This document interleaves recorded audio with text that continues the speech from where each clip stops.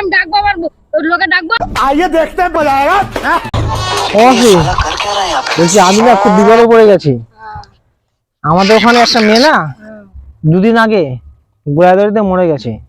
আমার বাড়ির পাশে মেয়ে, রাতের বেলা করে ঘরে না আমি ঘুমাতে পারছি না। একটা গুণুনি হয় না, সাধু সাধু সন্ত্রাসী হয় না, সাধু তান্ত্রিক হয়, ওদের কাছে আমি গিয়েছিলাম কালকে।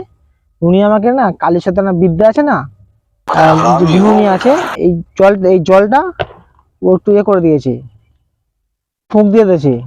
এবার বলেছে কোনো বয়স্ক মহিলার গায়ে 4 বাজি ছিটে দেওয়া যায় না রে বাবা,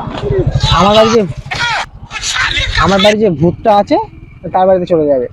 আমি 4 বার ছিটে দিই না আপনার বাড়ি। না না আমরা ঘুমাতে পারছি না। আমরা ভূত বার করি ওসব কাজ করবো।